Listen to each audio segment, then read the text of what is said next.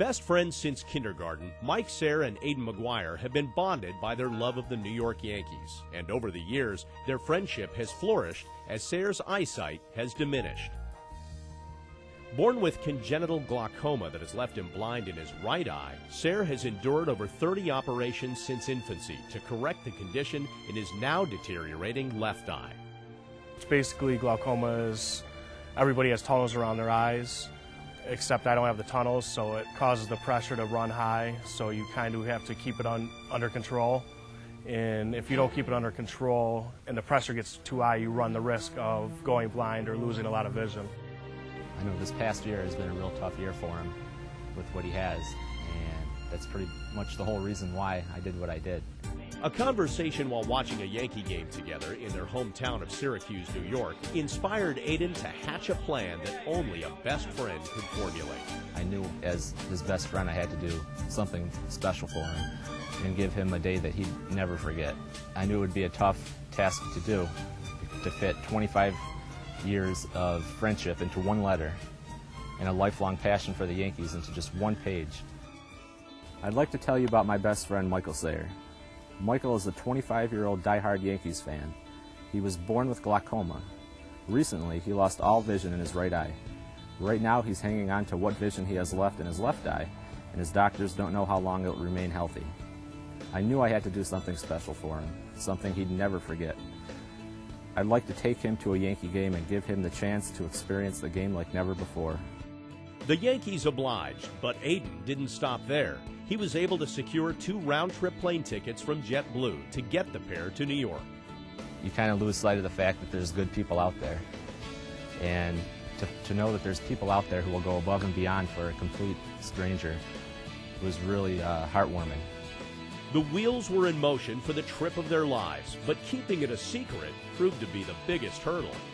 Basically, I'd have to say my family and my friends are good liars. We wanted to tell everybody, and it just wasn't possible because anybody could slip up, and we just didn't want that to happen. Aidan went through so many hurdles to do this, we just had to keep it a secret. We thought we were doing a bus trip, so I took the day off to go down, and we were going to take a bus trip down there. He had showed up to my house. I said, well, what's going on, you know? I told him I've got good news and I've got bad news there. Good news is we're going to a baseball game at Yankee Stadium. I said, the bad news is that we're not taking a bus. And that's when I told him about JetBlue and the trip that he was in store for. I feel like I'm still in shock.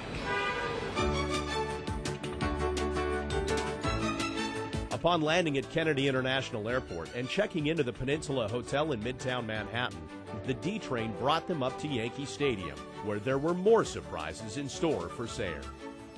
We start heading down in the field, and lo and behold, the Yankees are out there taking BP. It's just unbelievable. Mattingly's out there throwing these guys BP. I'm watching them come up the tunnel. It's just, you know, ridiculous. It's freaking like the kid. The look on his face was priceless. I mean, the whole thing, he couldn't believe what was going on. After meeting some of his Yankee heroes, Mike found himself face-to-face with his idol, Don Mattingly. Basically, he came up and he said, you know, I've been hearing about this story through my agent, and he said, I couldn't wait to meet you guys. And the cool thing was is that, you know, he's just like an average Joe off the street, you know, just very kind words, you know, wishing me the best, and, you know, talked to him for about 10 or 15 minutes. Johnny Baseball. Aidan's selfless act left the whole Sayre family speechless. I don't know if there are enough words. Aidan's he's smart, he's got charisma, and he is generous beyond belief. And many people can go through their entire lives and not experience the friendship that Michael's found with Aidan. He's amazing. The improbable trip received the attention of media outlets far and wide.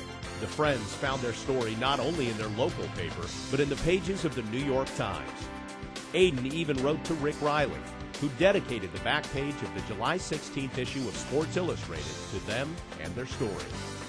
Definitely kind of in the limelight for a little bit, you know.